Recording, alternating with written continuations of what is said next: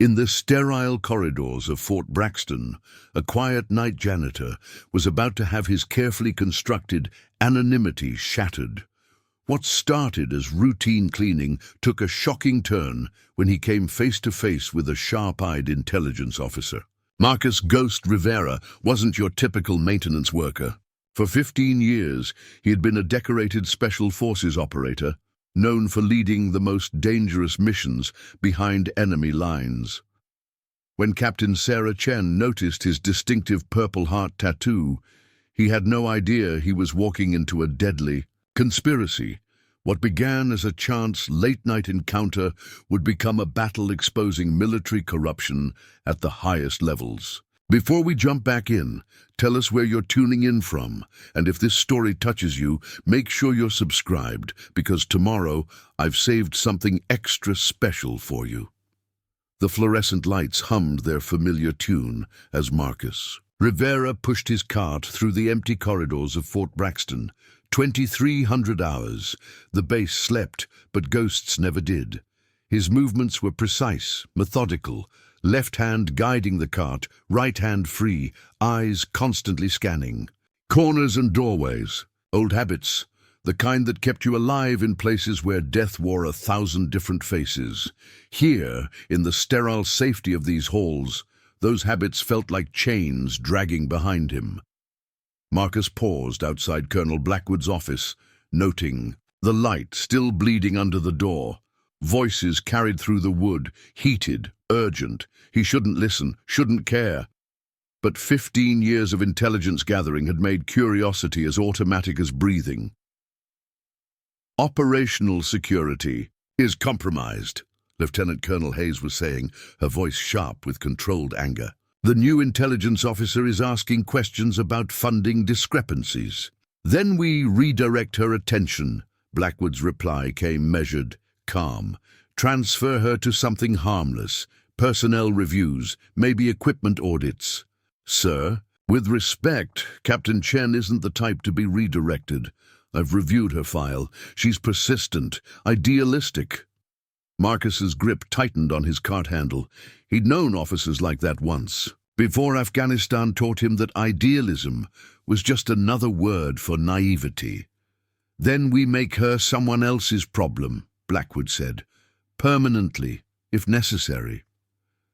The words carried a weight that made Marcus's jaw clench. He'd heard similar conversations in darker places under foreign stars. They never ended well for the idealistic ones. Footsteps approached the door. Marcus resumed his cleaning, becoming invisible again. Just another piece of base infrastructure, as unremarkable as the walls themselves. Hayes emerged first, her ice-blue eyes scanning the corridor with predatory awareness, before settling on him with brief dismissive calculation. Then Blackwood appeared, all silver hair and pressed uniform, the kind of officer who'd never seen real combat but commanded those who had. "Evening, Colonel," Marcus said quietly, emptying a wastebasket with practiced efficiency. Blackwood's gaze swept over him without recognition, without interest. "Keep up the good work." They disappeared around the corner, their conversation resuming in whispered fragments. Marcus waited 30 seconds, then moved on. The weight of their words settled in his chest like shrapnel. Sharp, unwelcome, and impossible to ignore. 3 floors up, Captain Sarah Chen stared at her computer screen with growing unease. Numbers that should have added up didn't. Funding allocations for overseas operations that exceeded reported mission parameters by significant margins.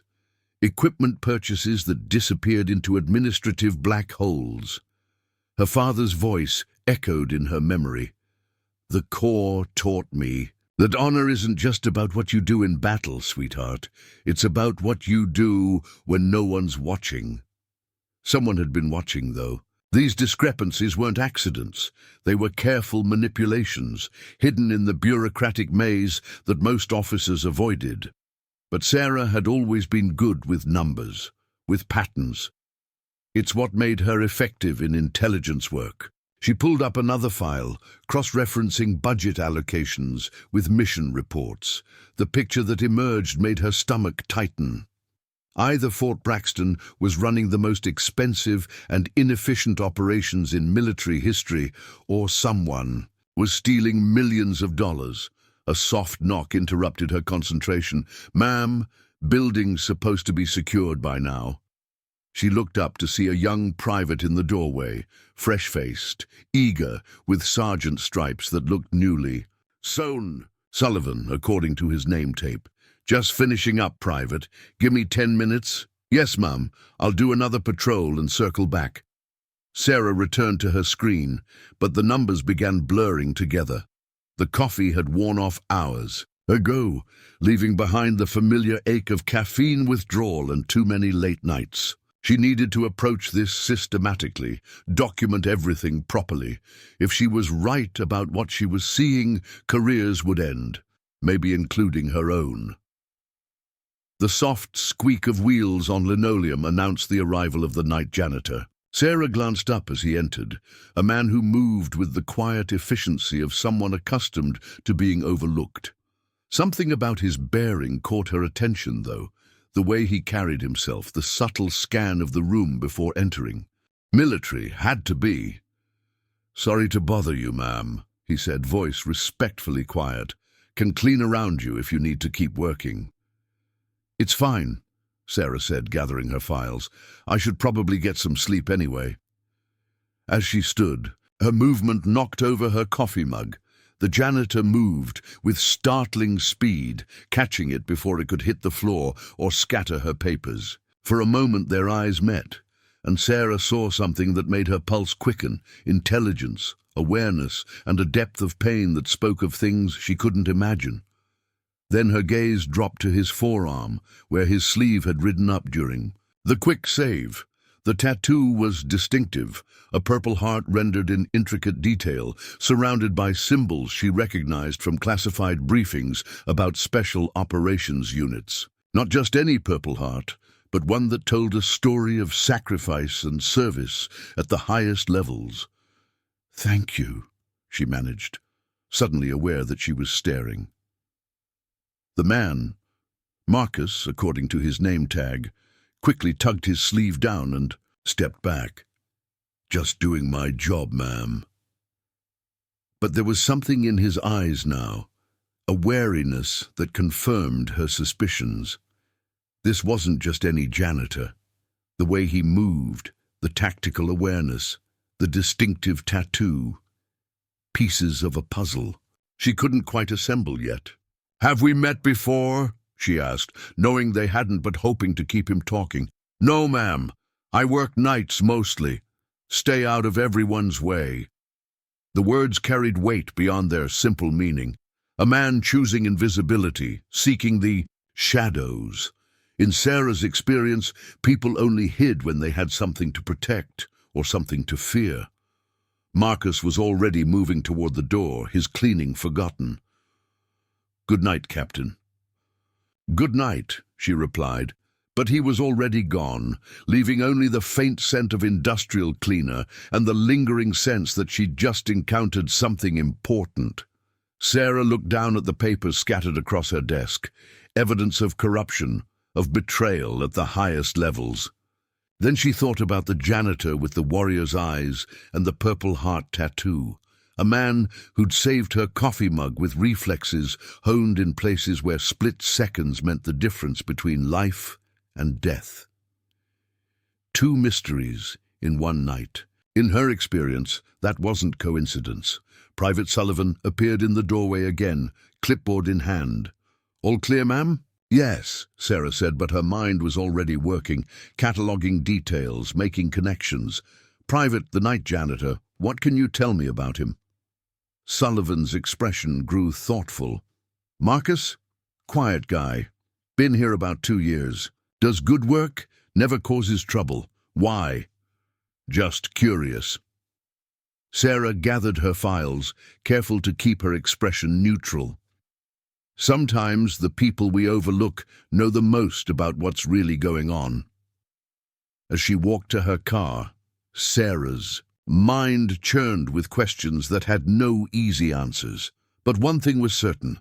Tomorrow night she'd be working late again. And maybe this time she'd be ready with the right questions when the ghost in the machine made his rounds. Sarah's fingers moved across her keyboard with practiced precision, the base library's research terminal glowing in the pre-dawn darkness. She'd barely slept, her mind churning over the janitor's distinctive tattoo and the financial irregularities that seemed to grow more damning with each file she reviewed. Purple Heart tattoos weren't uncommon among veterans, but the specific design she'd glimpsed was different. The intricate detailing, the surrounding symbols, she'd seen something similar in classified briefings about special operations units. Units that didn't officially exist. Her search began broadly: Purple Heart recipients, special forces, Afghanistan operations. The databases required higher clearance levels than most officers possessed, but intelligence work had its privileges. What she found made her breath catch. Operation Nightfall, a classified mission 3 years ago that had gone catastrophically wrong. An entire Special Forces team declared KIA after what official reports called enemy action during a reconnaissance operation. But buried in the classified addendums, she found references to a single survivor, a team leader who'd been awarded the Purple Heart posthumously, then quietly had the record corrected when he turned up alive in a German field hospital. The survivor's name was redacted, but the tattoo description matched perfectly. "Burning the midnight oil again, Captain." Sarah spun in her chair to find Dr. Amanda Foster standing in the library doorway, coffee cup in hand and a knowing expression on her face. "Dr. Foster, I didn't hear you come in. Light sleeper, occupational hazard." The base psychologist settled into a nearby chair. "Mind if I ask what is you digging through special operations files at 0500? Sarah's draining kicked in. Compartmentalize, reveal nothing unnecessary. Just familiarizing myself with base history, previous operations, personnel movements. Foster's smile suggested she wasn't buying it. "In my experience, when intelligence officers start researching old special ops missions, it usually means someone from that world has crossed their path." The observation was too accurate to be coincidence. "What makes you say that?" "Because I've been wondering the same thing about our night janitor." Foster's voice dropped to a confidential tone. "Marcus Rivera moves like a man carrying ghosts. The hypervigilance, the way he positions himself near exits, the startled response to sudden sounds, classic presentation for combat PTSD. Sarah felt pieces clicking into place. "You've observed him? Hard not to. He has an episode every few weeks, usually triggered by helicopter sounds or loud noises. Flashbacks, probably. But he refuses counseling, claims he's just tired." Foster leaned forward. "Thing is, Captain, tired janitors don't move with that kind of tactical awareness." Before Sarah could respond, the library's fluorescent lights flickered on. Both women turned to see Marcus himself standing in the doorway, cleaning cart beside him, his dark eyes taking in the scene with the quick assessment of someone accustomed to danger. "Ladies," he said quietly. "Didn't expect anyone here this early." Sarah noticed how he'd positioned himself with a clear path to the exit, how his right hand remained free despite gripping the cart handle. "We were just researching," Foster finished smoothly. "Captain Chen is new to the base. I was helping her understand our personnel." Marcus's gaze flicked between them, and Sarah saw recognition there, the awareness that they'd been discussing. Him. His jaw tightened almost imperceptibly. "I'll come back later," he said, already turning away. "Wait." Sarah stood, decision crystallizing. "Marcus, isn't it?" He stopped but didn't turn around. "Yes, ma'am. I wanted to thank you again for last night. Quick reflexes." Now he did turn, and Sarah caught the wariness in his expression. "Just glad I could help." She took a step closer, noting how he subtly shifted his weight, ready to move. Those reflexes, they speak to training, military training. A lot of people here are veterans, ma'am. Not like you. Sarah kept her voice gentle but persistent. Special forces, I'm guessing. Afghanistan. The effect was immediate. Marcus went completely still, his face draining of color. For a moment, Sarah thought he might collapse, but then his control reasserted itself, walls slamming back into place. I think you have me confused with someone else. His voice carried a finality that brooked no argument. If you'll excuse me. This time, when he turned to leave, Sarah didn't stop him, but she'd seen enough, the flash of pain, the careful control, the way her words had hit like physical blows. That, Foster said quietly, was a man confronting his demons. Before Sarah could respond, the distant sound of rotor blades filled the air. A training flight, probably, or medical transport. Routine sounds on a military base. But Marcus wasn't in the hallway anymore. Following the sound of his cart, Sarah found him pressed against a utility closet wall, eyes closed, breathing rapid and shallow. His hands shook as he gripped his cart handle. "Marcus?" she called softly. His eyes snapped open, and for a moment, she saw not the careful janitor but something else.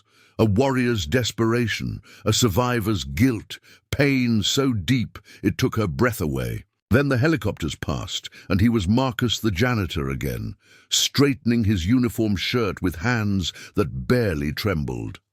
"Sorry," he muttered. "Sometimes the noise—" "Don't apologize." Sarah kept her voice level, professional. "PTSD is nothing to be ashamed of." His laugh was bitter. Easy to say when you're not the one living with it. The admission hung between them, more honest than anything he'd said so far.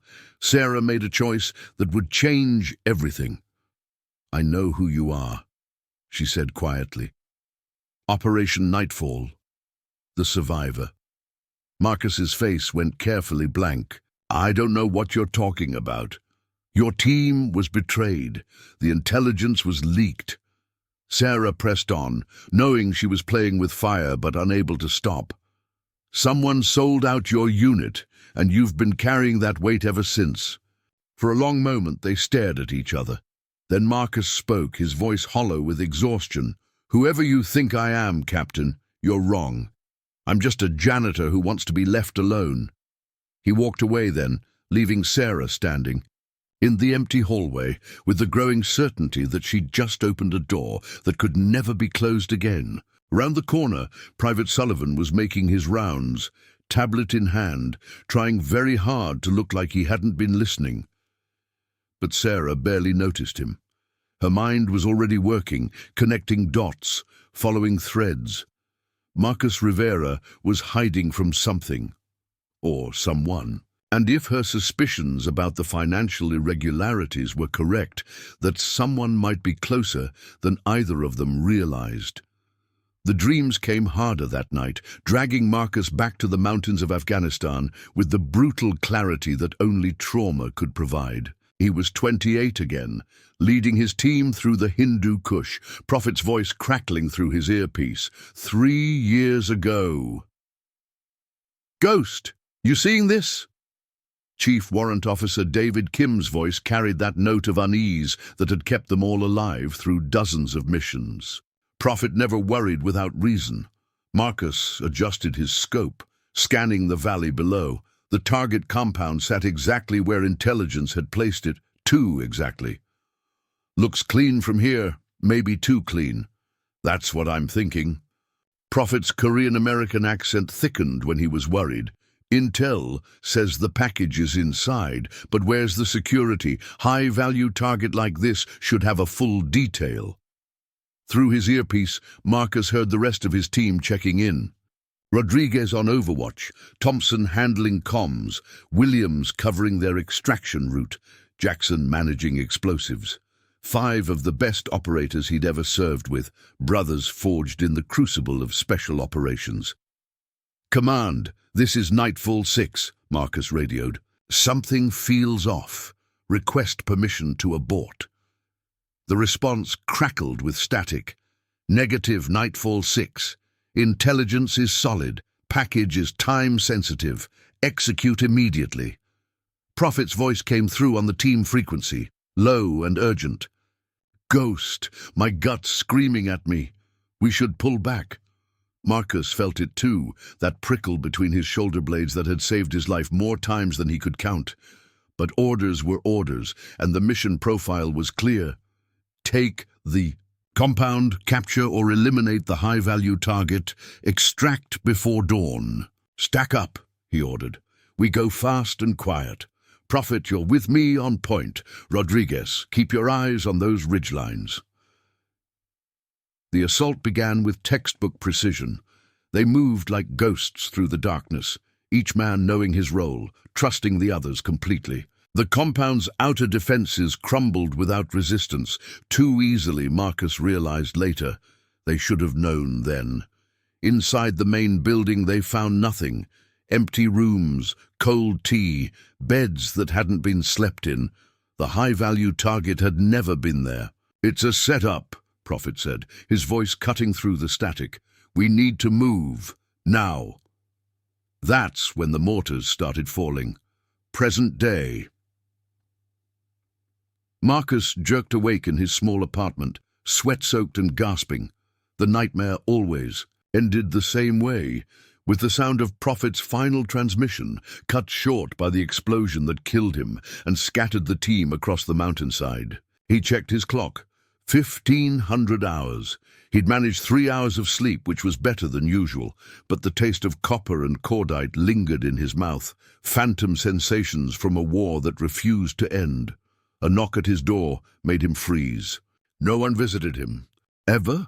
Through the peephole, he saw a woman with auburn hair and intelligent green eyes. She looked older than he remembered, more weathered, but he'd know that face anywhere. Elena Vasquez, the embedded journalist who'd covered his unit for 2 months before everything went to hell. The woman he'd stupidly let himself care about before Afghanistan taught him that caring was just another way to get people killed. His hand trembled as he unlocked the door. "Hello, Marcus," she said quietly. "May I come in?" He stepped aside without speaking, watching as she entered his Spartan apartment. Her gaze took in the single chair, the military-precise organization, the complete absence of personal items. "You look—" she started, then stopped. "How are you?" "What are you doing here, Elena?" She turned to face him, and he saw the same determination that had made her fearless in the field. "I'm writing a story about veteran employment programs. Fort Braxton was recommended as having an exemplary program." "Bullshit," the word came, out harsher than he intended. "You're here about Afghanistan." Her composure cracked slightly. "I never stopped looking, Marcus. I never stopped trying to find out what really happened to your team." "My team is dead." The words tasted like ashes. "That's what happened." "Your team was murdered," she said fiercely. "Someone leaked your position, your route, your timing. That wasn't enemy action, that was betrayal." Marcus turned away, staring out his single window at the base beyond. Even if that were true, what difference would it make? Prophet's still dead. They're all still dead. Because whoever did it is still out there. Eleanor moved closer, her voice urgent. Still in positions of power, still making decisions that get soldiers killed. Don't you want justice for them? "Justice?" Marcus laughed bitterly. "I tried justice. I tried going through channels, filing reports, demanding investigations. Know what it got me? Accused of PTSD-induced paranoia, forced retirement to avoid court-martial on fabricated charges."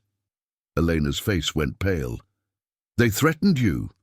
They destroyed me." Marcus finally turned to look at her. "Professionally, personally, completely. So I learned to disappear, to become invisible, and that's where I intend to stay." She studied his face with the intensity that had made her such an effective journalist. "What if I told you I had evidence, documents, that prove the leak came from inside the command structure?" Despite himself, Marcus felt something stir in his chest. "What kind of evidence?" financial records, communication logs, a paper trail showing that someone was paid very well for the intelligence that killed your team. Elena's voice dropped to a whisper.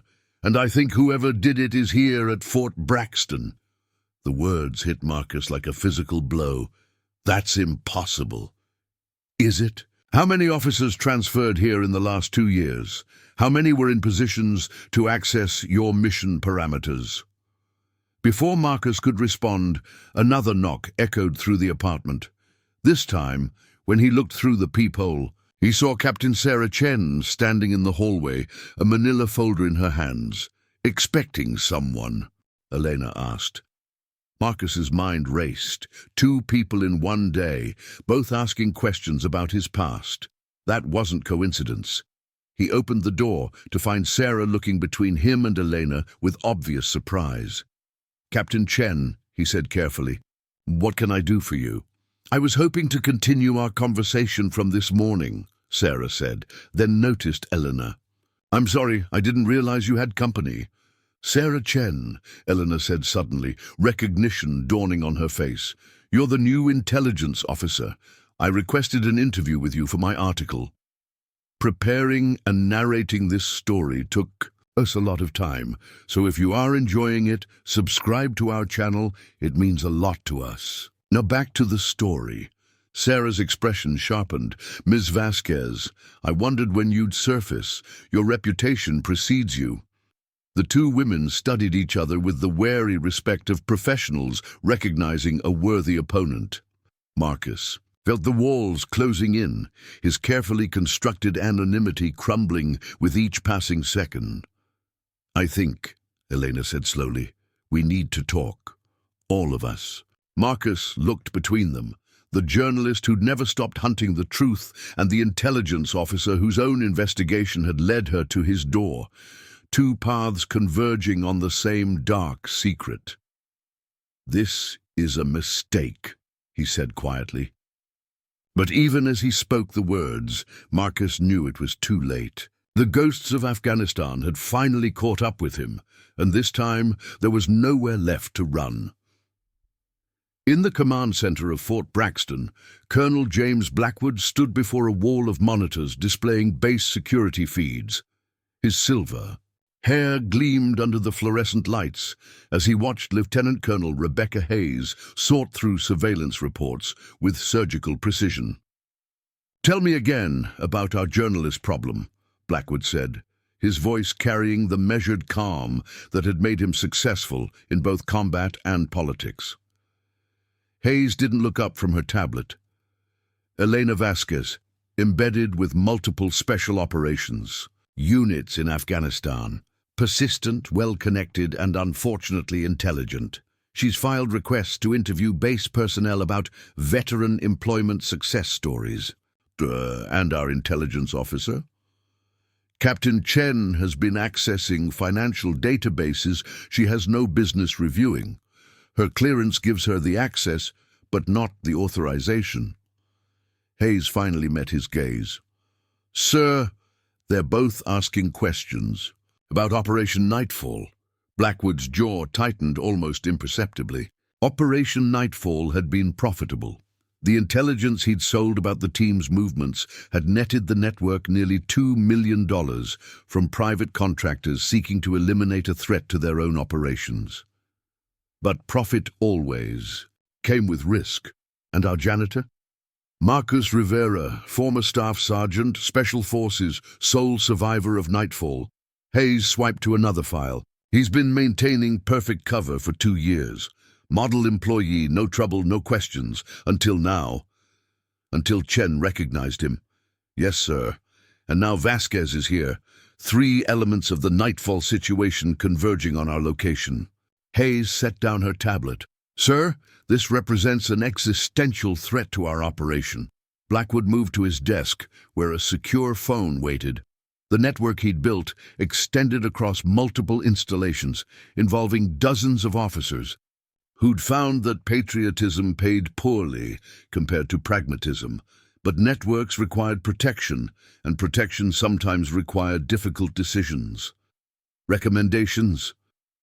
Transfer Chen immediately. Reassign her to something harmless. Personnel. Reviews, equipment audits. Discredit Vasquez's journalism credentials. Perhaps suggest she's compromised by foreign interests. As for Rivera... Hayes paused. He's the wild card. He has knowledge that could destroy everything, but he's also shown no inclination to use it. Yet, Blackwood said quietly, but pressure makes people unpredictable. Arrange surveillance on all three, full coverage. Already in motion, sir. I've tasked Sergeant Martinez with overseeing Rivera's monitoring. Martinez? Blackwood frowned. Wasn't he Rivera's former team leader in training operations? Yes, before Afghanistan. Hayes's smile was razor-thin.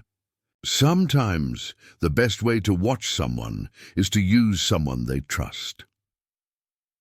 2 floors below, in an unused conference room, Sarah spread financial documents across the table while Elena reviewed classified personnel files on her laptop. Marcus sat apart from them both, his discomfort evident in every line of his body.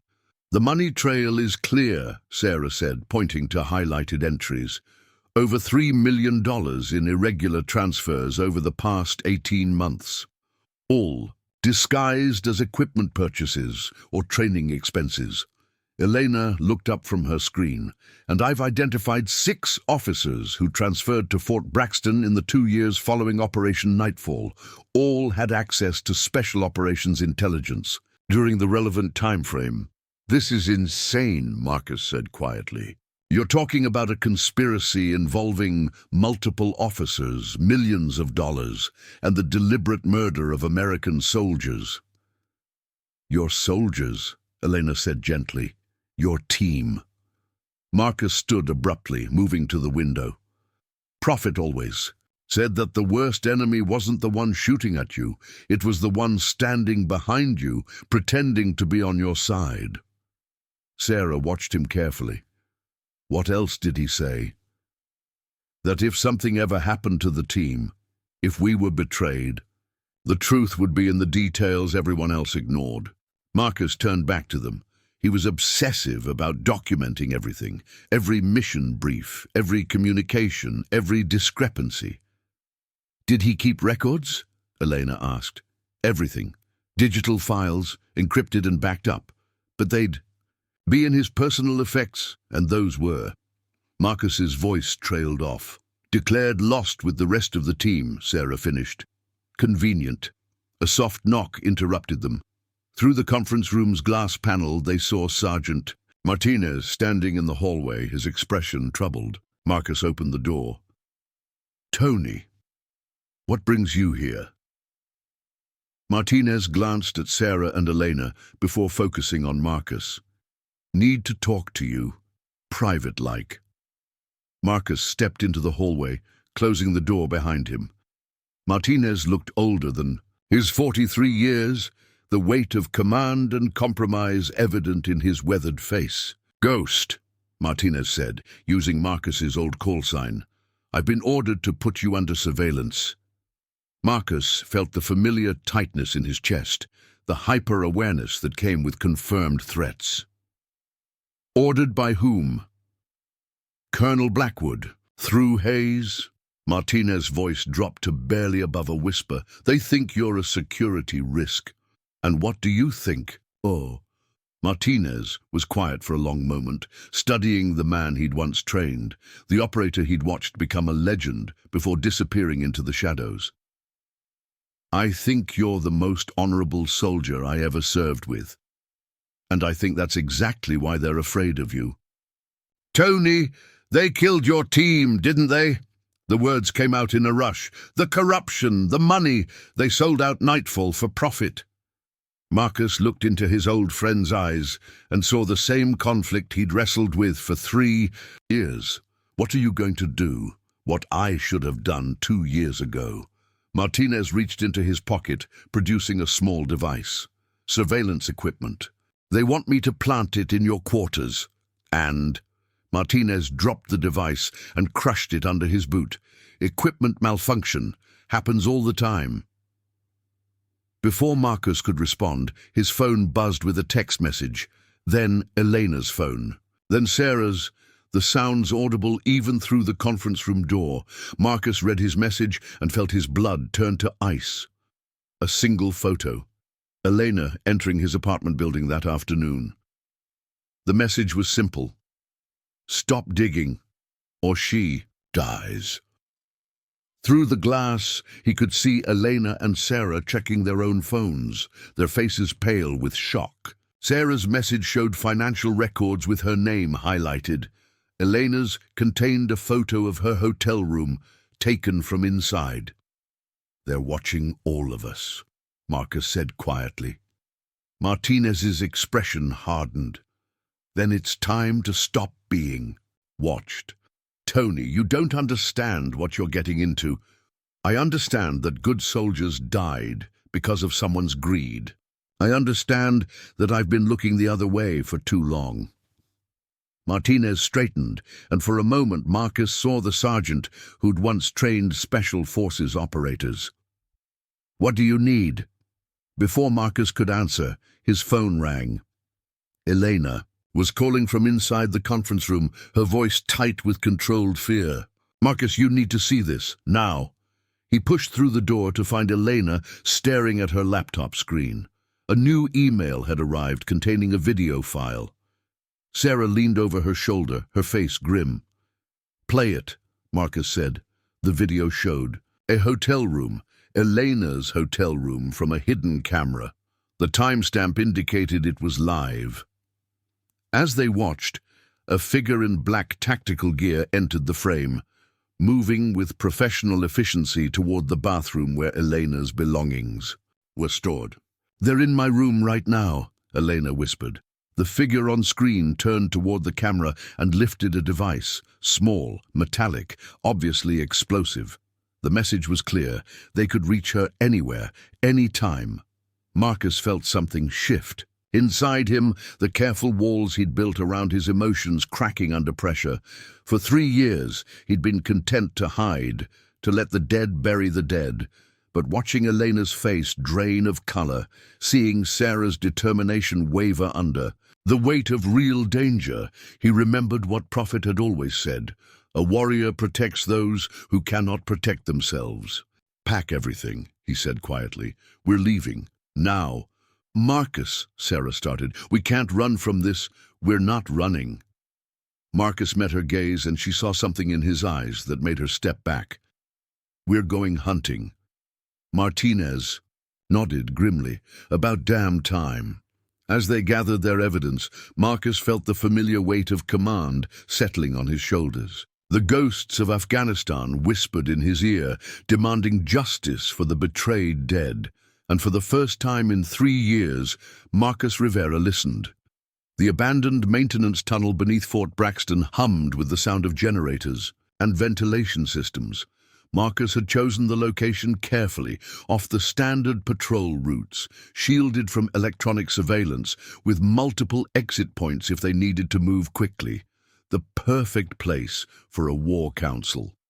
"They're escalating," Elena said, her laptop screen casting blue light across her worried features. "My hotel room's been tossed.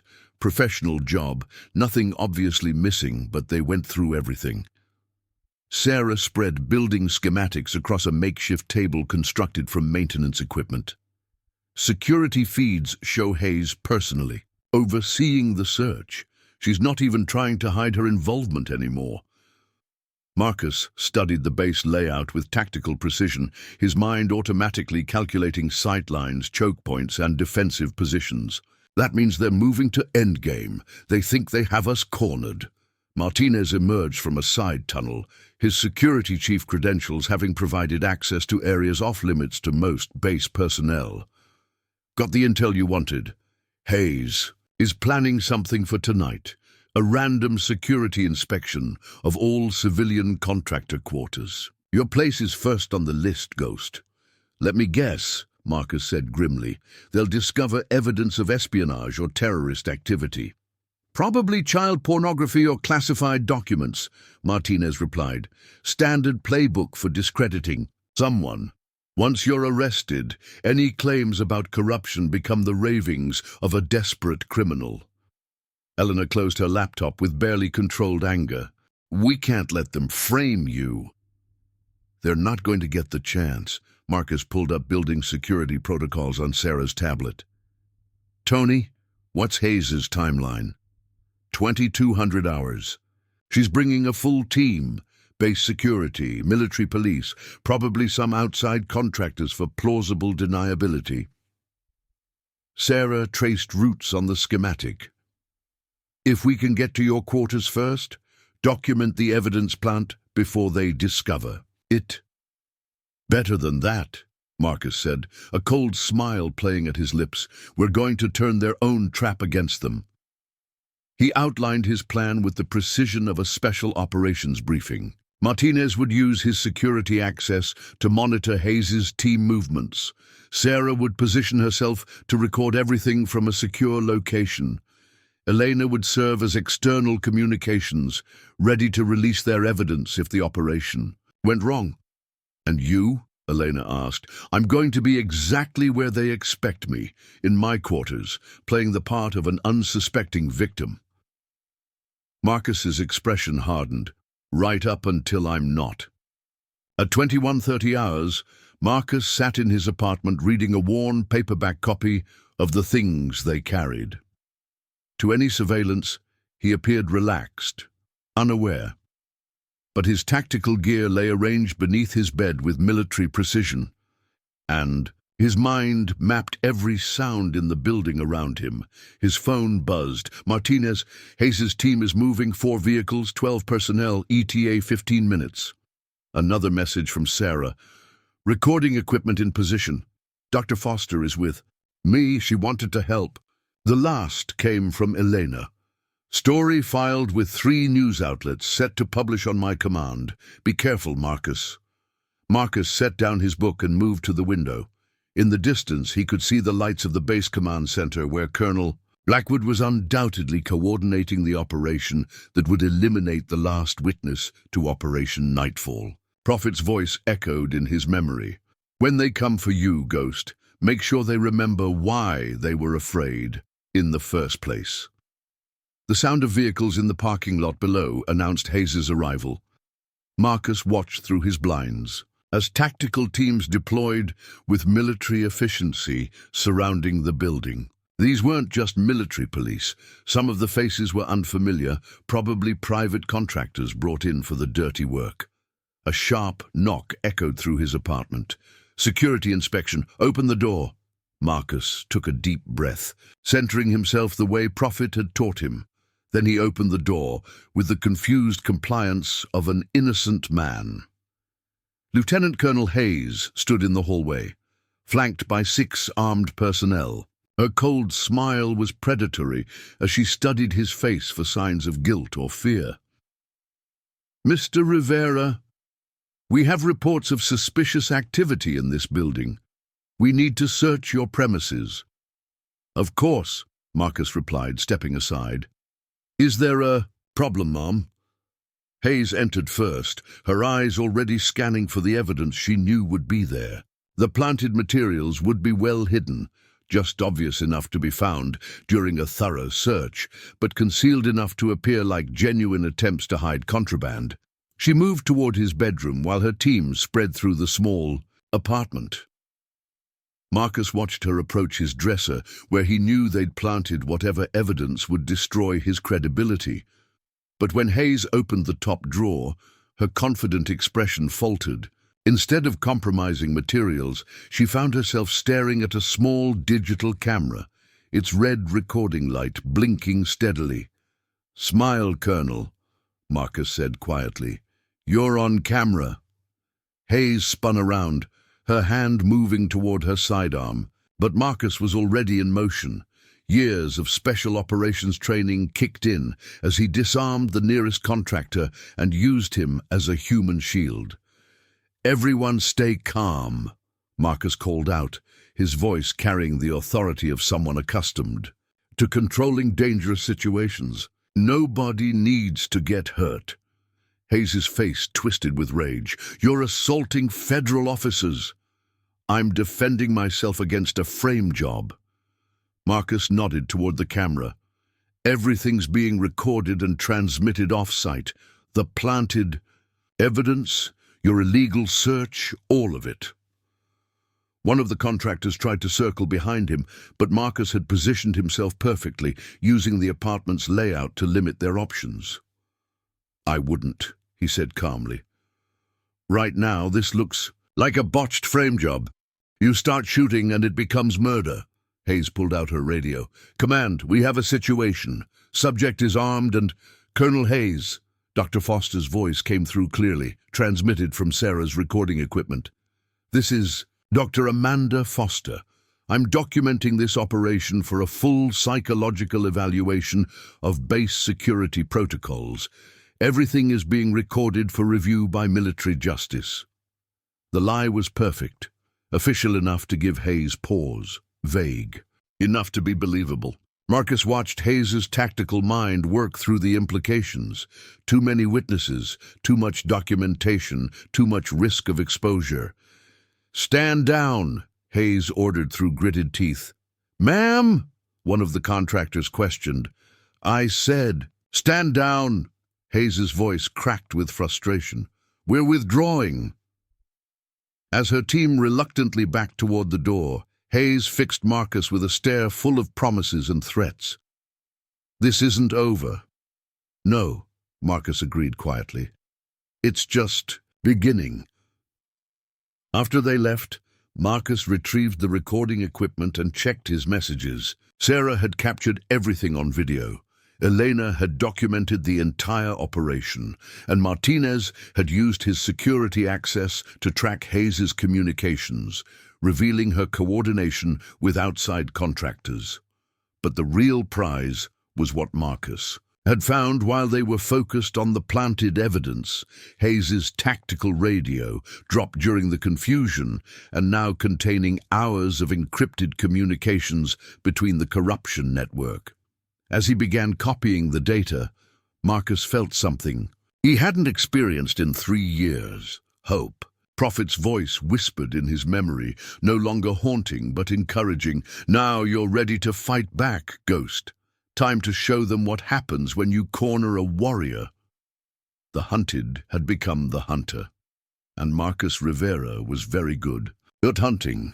The encrypted communications from Hayes's radio painted a picture of desperation. In the maintenance tunnel that had become their makeshift command center, Marcus listened to the recorded conversations with growing unease while Sarah worked to decrypt the remaining files.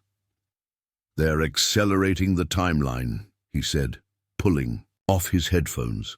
"Blackwood's ordered immediate termination of all threats." Elena looked up from her laptop, where she'd been coordinating with her journalistic contacts. "How immediate?" "Tonight. Hayes has authorization to use any means necessary to contain the situation." Marcus's jaw tightened. "They're not even pretending to be subtle anymore."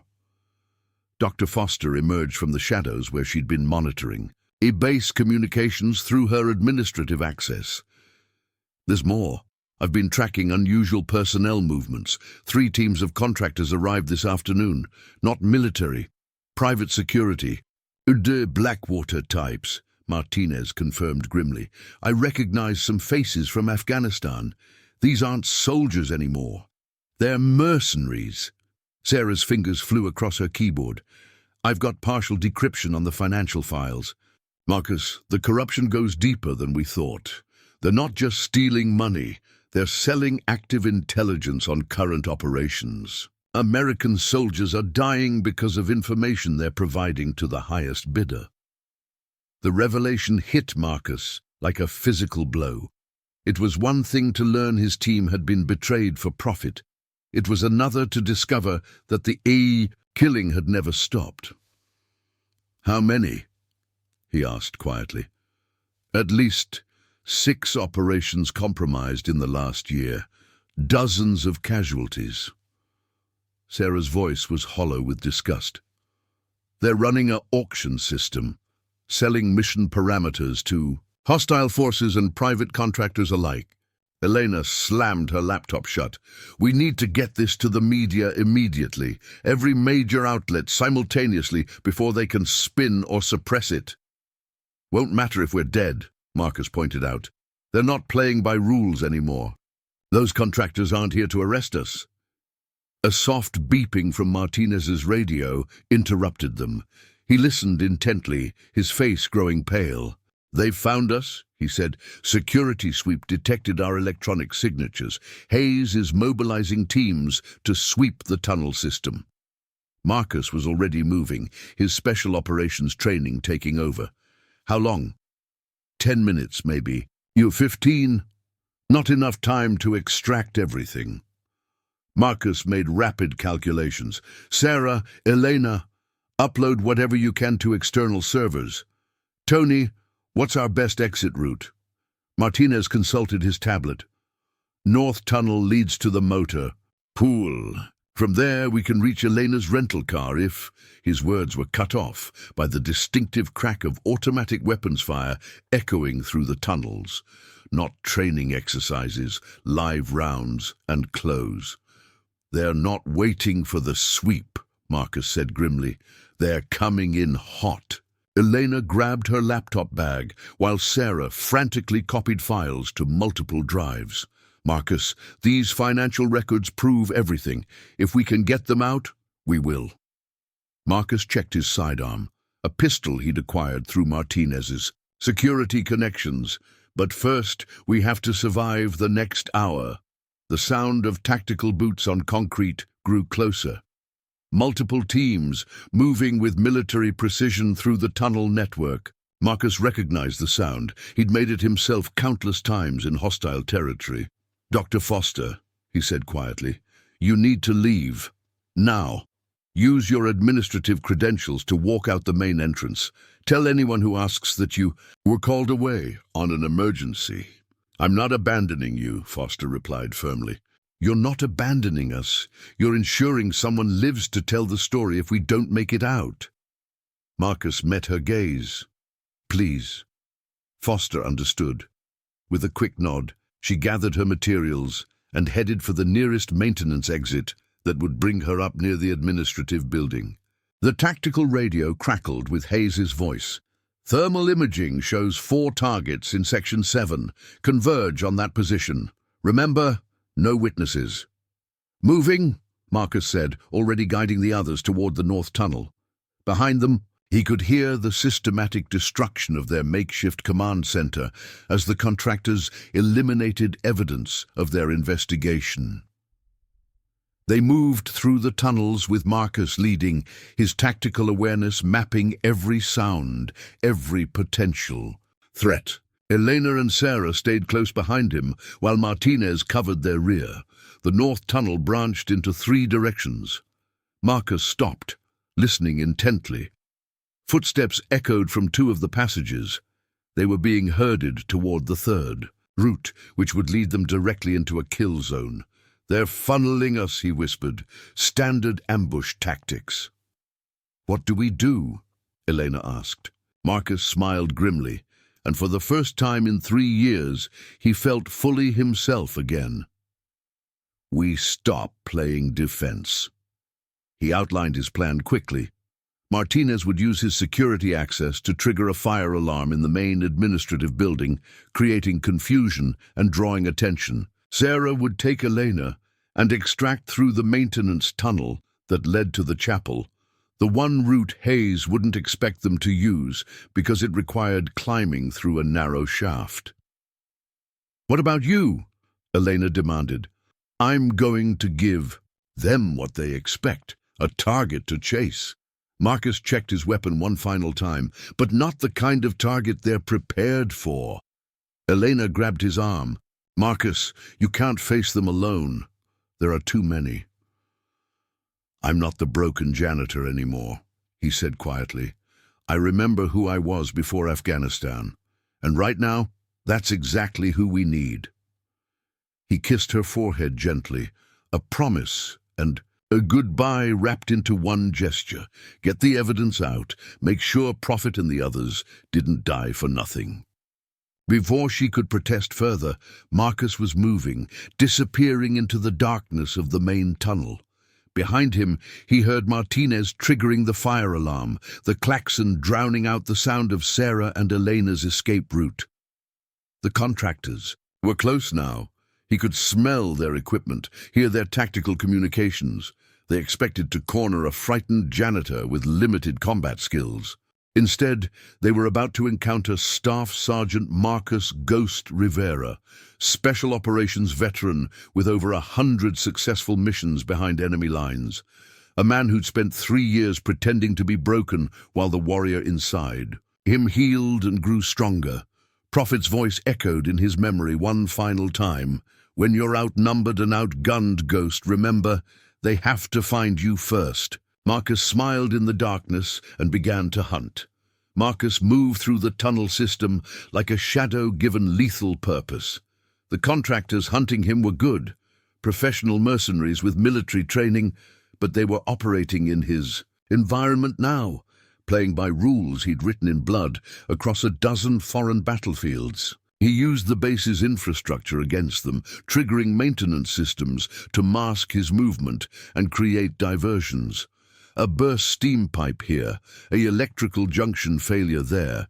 Each distraction drew his hunters away from Sarah and Elena's escape route, while giving him tactical advantages. Through a ventilation grate, he watched the first team move past his position. 6 men in tactical gear, weapons ready, communicating through throat mics with professional efficiency. But they were searching for a target, not hunting a predator. Marcus waited until they passed, then emerged behind them like a spectre from the darkness. His knife work was silent and precise. Prophet had taught him that sometimes the most merciful thing you could do for an enemy was ensure they never knew what hit them. 2 down before the others realized they were under attack.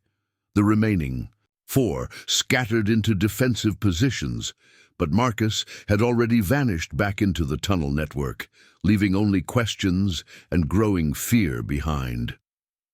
"Control, this is Hunter Team Alpha," came the radio transmission he intercepted. "We have contact. 2 men down. Target is hostile and extremely dangerous." Hayes's voice crackled back with barely controlled rage. "He's one man with limited resources. Overwhelm him." But Marcus wasn't just one man anymore. He was the synthesis of every lesson learned in 15 years of special operations, fueled by 3 years of suppressed rage and the absolute certainty that justice demanded action.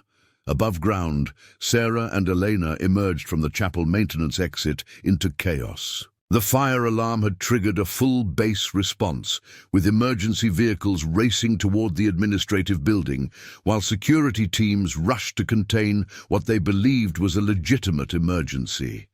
"There!" Sarah pointed toward the parking area where Elena's rental car waited. "Stay low! Move fast!" They made it halfway across the open ground before muzzle flashes erupted from the tree line.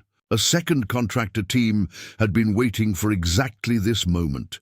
Elena cried out as a bullet sparked off the concrete beside her. Sarah grabbed her arm, pulling her toward the cover of a nearby vehicle as automatic weapons fire shredded the air around them.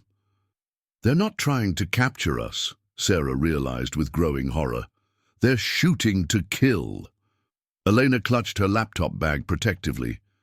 "The evidence, if they destroy this, everything Marcus is doing is for nothing." Before Sarah could respond, new gunfire erupted from behind their attackers, precise, controlled bursts that spoke of military training. The contractors' attention shifted as they found themselves caught between 2 threats. Through the chaos, Sarah glimpsed a familiar figure moving with tactical precision. Private Jake Sullivan, armed with an M4 rifle and moving like a soldier, with purpose rather than a confused recruit. "Sullivan!" Sarah called out. The young private reached their position in a combat crouch, his earlier nervousness replaced by focused determination. "Ma'am, I heard the shooting and came to help." "How did you know where to find us?" "I've been watching," Jake admitted. "Following the story, putting pieces together. Marcus isn't just a janitor, is he? He's the ghost, the special forces legend everyone talked about in training. Elena stared at him. You know about Marcus? Every special operations recruit knows the stories. The ghost who could appear anywhere, strike without warning, and vanish before the enemy knew what hit them. Jake's voice carried awe and determination. When I saw what was happening tonight, I knew the stories were true. Another burst of gunfire reminded them of their immediate predicament. Jake peered around their cover, assessing the tactical situation with surprising competence. Ma'am, we can't stay here. They'll call for reinforcements soon. He gestured toward a route that would take them away from the main base. I know another way out, but we have to move now. Deep in the tunnels, Marcus had eliminated 2 more contractors and was systematically dismantling Hayes's tactical advantage. But the radio chatter told him what he'd feared. They'd found Sarah and Elena. Hunter Team Beta has the secondary. Targets pinned down near the chapel, came the transmission, requesting immediate support. Marcus felt the familiar cold fury that had made him legendary in Afghanistan. They'd brought the fight to him, threatened the people he'd sworn to protect. Now they would learn why Prophet had called him the most dangerous man in the unit. He moved through the tunnel system with renewed purpose, emerging behind the contractors, attacking Sarah's position, just as Jake Sullivan was leading them to safety. Marcus's intervention was swift and decisive. The contractors never saw him coming. By the time base security arrived to investigate the gunfire, they found only empty positions and the confused testimony of soldiers who'd heard shooting but couldn't identify its source.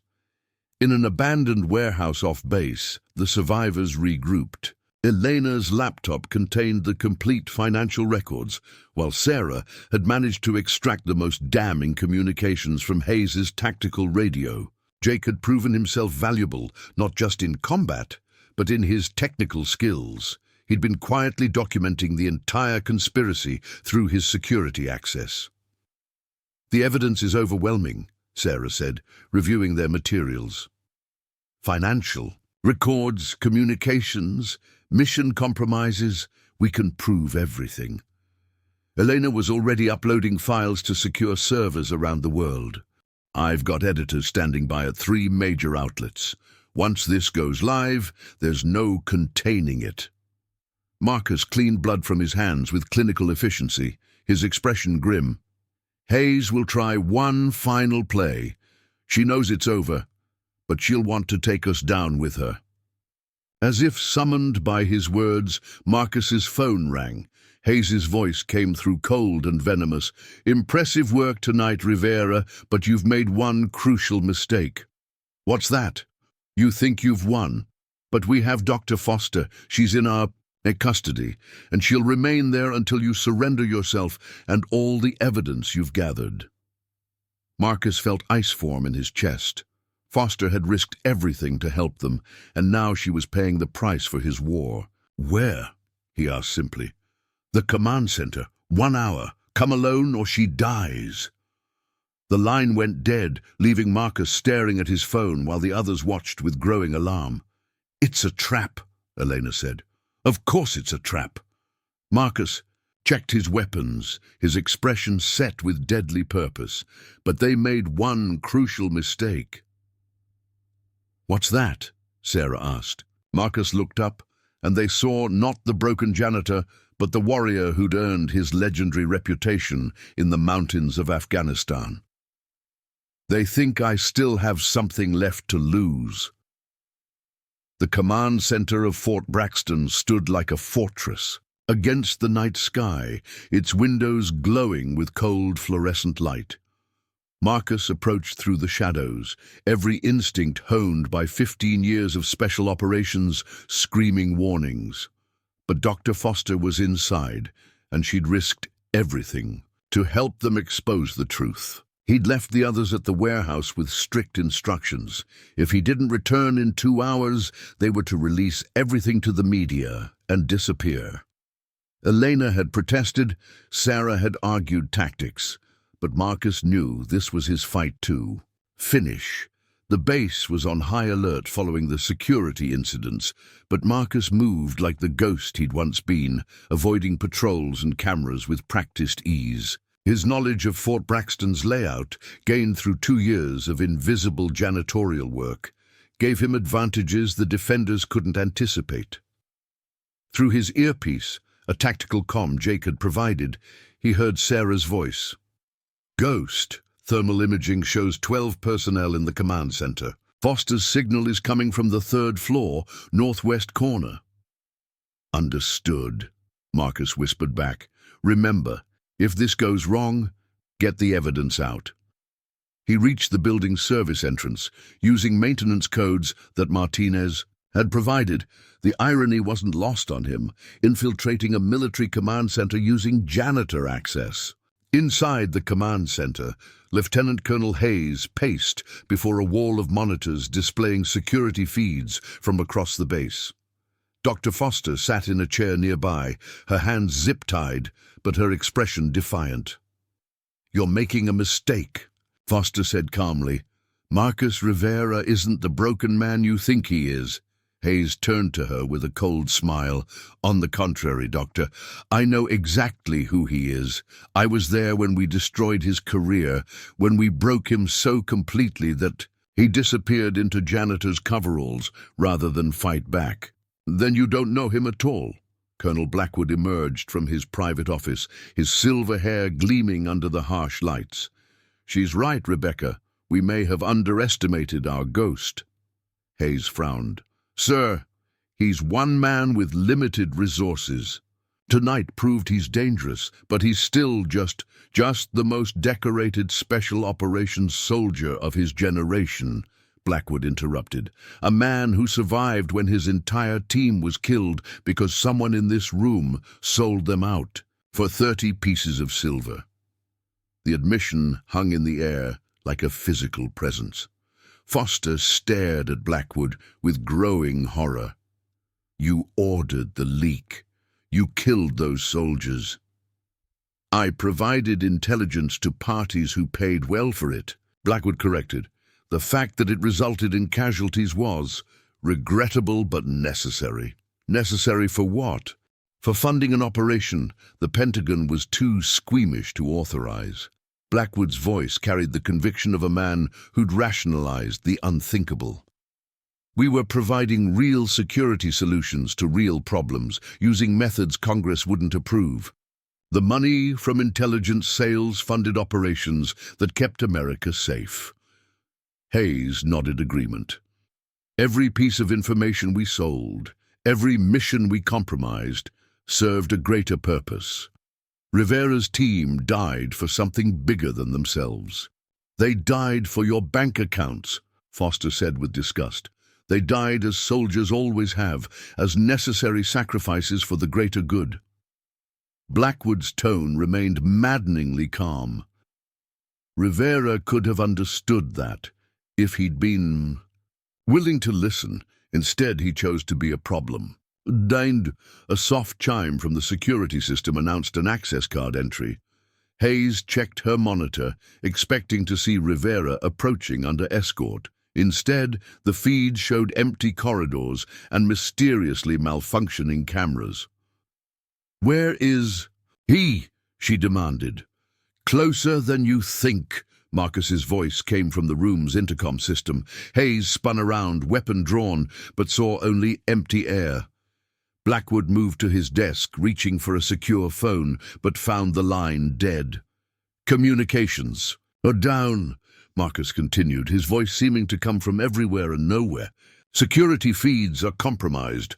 Backup systems are offline. It's just us now." "Show yourself," Hayes shouted at the ceiling. "As you wish." The lights cut out, plunging the room into darkness, broken only by the glow of emergency lighting.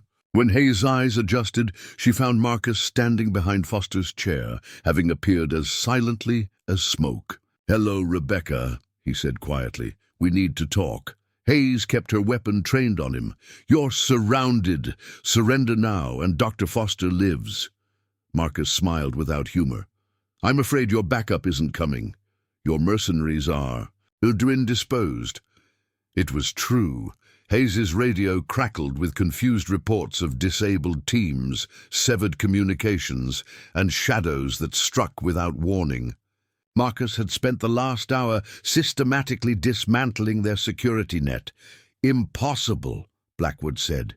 "You're one man." "I'm the man you made," Marcus replied.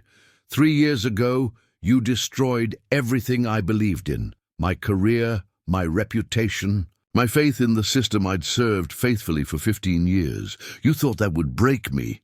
He cut Foster's restraints with a tactical knife that seemed to appear from nowhere. But you forgot something important. The same training that made me valuable to the army didn't disappear when you discredited me. Hayes kept her weapon aimed at him, but her hands were shaking now. "What do you want?" "The truth, all of it. Every mission you compromised, every soldier who died because of your greed, every detail of your network." Marcus's voice carried the authority of a man accustomed to being obeyed. "You're going to confess everything." "And if we refuse?" Blackwood asked. Marcus gestured toward the monitors, which flickered back to life, showing feeds from around the base. Each screen displayed evidence of the night's carnage, disabled contractors, compromised security, and the systematic destruction of their operation. "Then you'll spend whatever time you have left wondering when I'll come for you," Marcus said simply. "Because make no mistake, this ends tonight, one way or another." Foster moved to stand beside him, no longer a hostage, but an ally. "The truth has a way of coming out, Colonel. The only question is whether you'll be part of the solution or part of the problem." Hayes looked between Marcus and Blackwood, seeing her carefully constructed world crumbling around her. The ghost they'd thought they'd buried had returned with a vengeance, and this time he wasn't planning to disappear quietly into the night. "Choose quickly," Marcus added. "My friends are uploading everything to the media as we speak. Your confession might be the only thing that saves you from a firing squad." The weight of truth settled over the room like a shroud, and for the first time in 3 years, Marcus Rivera felt like himself again. The standoff in the command center stretched taut as a tripwire. Hayes's weapon trembled in her hands while Blackwood calculated odds with the cold precision of a career politician. Marcus stood perfectly still, radiating the controlled lethality that had made him legendary. "You think you've won," Blackwood said finally, his voice carrying decades of command authority. "But you have no idea how deep this goes. The network spans multiple installations, involves officers at the highest levels. Destroying us destroys them too." "Good," Marcus replied without hesitation. Hayes's radio crackled to life with panicked transmissions from around the base. "Command. This is gate security. We have journalists arriving, multiple news vans requesting access." Another voice cut through. "Command, Senate staffers are calling. They're asking about Operation Nightfall." Blackwood's composure finally cracked. "Impossible. The story couldn't have gone live yet." Dr. Foster smiled grimly. "Elena Vasquez doesn't wait for anyone's permission to publish the truth." Marcus's earpiece buzzed with Sarah's voice. "Ghost, it's everywhere. Every major outlet, all the evidence, Hayes's communications. There's no containing this." But Blackwood wasn't finished. His hand moved toward a red phone on his desk, a direct line to higher command. "You think exposing this corruption will bring you justice? All you've done is sign death warrants for good soldiers who'll be scapegoated to protect the real power players." "Sir, don't," Hayes warned, recognizing the desperation in her commander's voice. Blackwood ignored her, lifting the phone. "This is Colonel Blackwood at Fort Braxton. I need to speak with General Morrison immediately. We have a code black situation." Marcus moved with fluid grace, his hand closing over the phone and gently disconnecting the call. "No more cover-ups. No more sacrificing soldiers for your crimes." "You naive fool," Blackwood snarled. "You think the truth matters? Within 6 months, this will be buried in committee hearings and classified reviews. A few mid-level officers will take the fall, and the real architects will disappear into consulting jobs and defense contracts. Maybe, Marcus acknowledged, but Prophet and my team will finally have justice, and every soldier who died because of your greed will be remembered as a hero, not a casualty of enemy action. Hayes's radio erupted with new transmissions. Command, FBI vehicles approaching the main gate. Command, CID investigators are requesting immediate access to all financial records. Command, General Patterson's staff is en route for emergency inspection. The walls were closing in, and Hayes knew it. Her weapon wavered as she looked between Marcus and Blackwood, seeing her future disintegrating in real time. "There's still a way out of this," she said desperately. "We cooperate, provide information about the bigger players, cut deals with prosecutors." "No deals," Marcus interrupted. "Full confession, every detail, every name." Hayes's composure finally shattered. "You self-righteous bastard. You think you're some kind of hero. You're just another killer who got lucky in Afghanistan." The words hit Marcus like physical blows, but instead of breaking him, they crystallized his resolve. "You're right. I am a killer, but I killed enemies of America, not American soldiers." Before Hayes could respond, the command center doors burst open. Sergeant Martinez led a team of base security personnel, followed by investigators in civilian suits. But instead of arresting Marcus, they moved to surround Blackwood and Hayes. "Colonel Blackwood, Lieutenant Colonel Hayes," Martinez announced formally, "you're under arrest for conspiracy, treason, and the murder of American service members." Hayes raised her weapon, but Marcus was already moving. Years of training compressed into a single fluid motion: disarm, control, neutralize. Hayes found herself on the floor, her weapon in Marcus's hands, before she fully understood what had happened. "It's over," Marcus said quietly. But Blackwood wasn't finished. From his desk drawer, he produced a tablet showing financial records, communications logs, and personnel files. "You want the truth? Here's truth. This operation funded black sites that prevented 3 major terrorist attacks. The intelligence we sold was carefully selected to eliminate threats while protecting American interests. We saved more lives than we cost." Marcus studied the tablet's contents, his expression unreadable. "Show me the prevention reports. Show me proof that any of this supposed intelligence prevented actual attacks." Blackwood's silence was answer enough. "There were no prevented attacks," Dr. Foster said with clinical precision. "I've been analyzing casualty reports and operational outcomes for months. Every compromised mission resulted in American deaths with no corresponding intelligence gains." The tablet slipped from Blackwood's hands as the full weight of his crimes settled around him. "We were protecting America." "You were protecting your bank accounts," Marcus cut him off. "Prophet and my team died so you could afford a bigger yacht." FBI agents entered the command center, followed by Elena and Sarah. Elena's camera captured everything as Hayes and Blackwood were read their rights and taken into custody. "How many others?" Marcus asked Martinez quietly. 16 officers across 7 installations, Martinez replied, "all being arrested simultaneously. The evidence you gathered broke open the entire network." As the command center emptied of prisoners and investigators, Marcus found himself alone with Elena and Sarah. The weight of 3 years pressed down on him: grief, rage, and finally, a measure of peace. "It's really over?" Elena asked. Marcus nodded slowly. "Prophet and the others can rest now. Their deaths weren't meaningless anymore." Sarah approached him with a folder containing official documents. "Your military record is being restored. Full honors, back pay, service decorations, everything they took from you. And an offer," she continued. "The Pentagon wants you to head up a new anti-corruption unit, clean house throughout the special operations community. Marcus looked around the command center where his enemy had finally fallen, then at the EEO, two women who'd risked everything to help him find justice.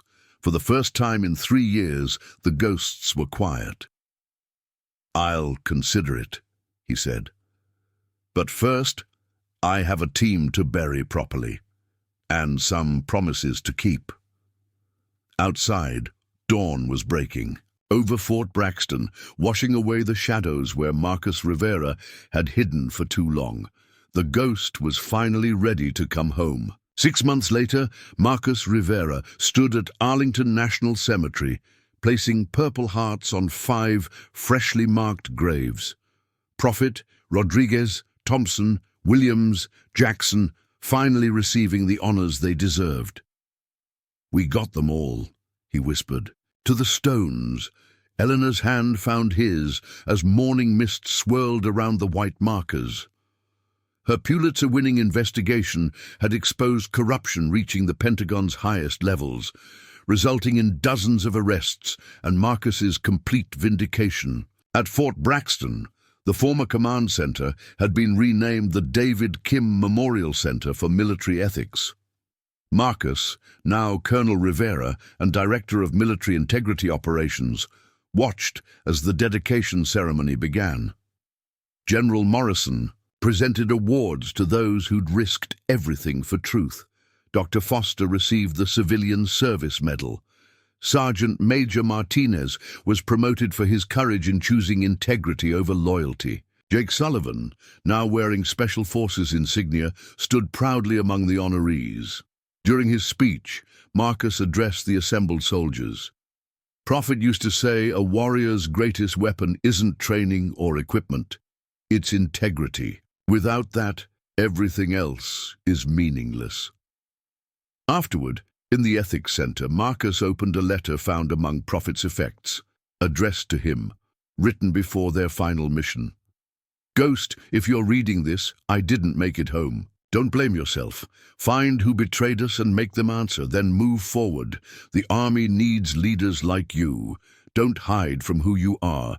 Be the warrior I trained, the leader I believed in. Your friend always, Prophet."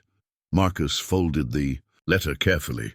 Prophet had known the mission was compromised, had trusted Marcus to seek justice. "He saw this coming," Marcus told Elena. Even then, he was protecting his soldiers.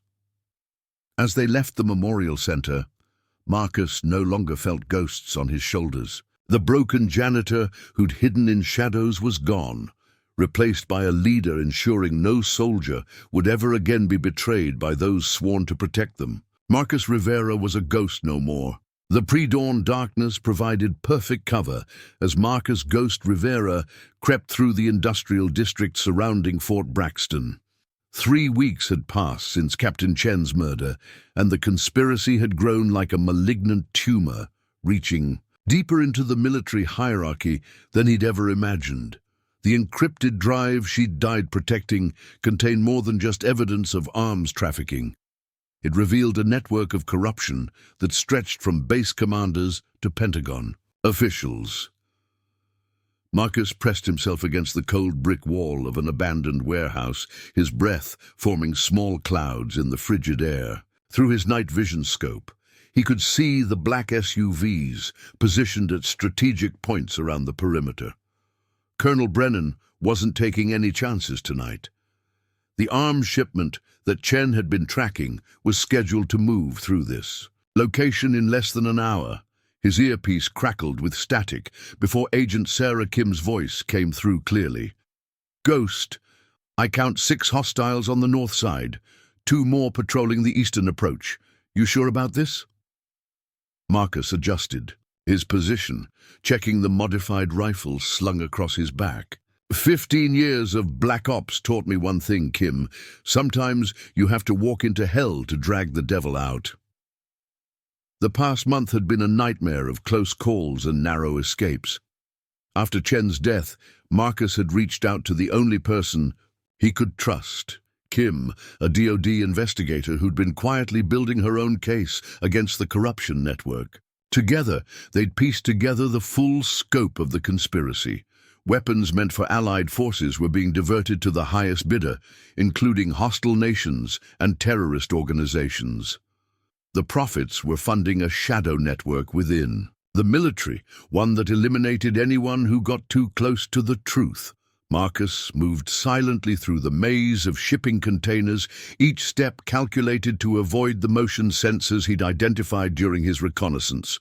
The janitor persona that had protected him for months was long gone. Tonight, he was Ghost again, the operator who'd survived 3 tours in Afghanistan and countless classified missions that officially never happened. A metallic clang echoed through the warehouse district.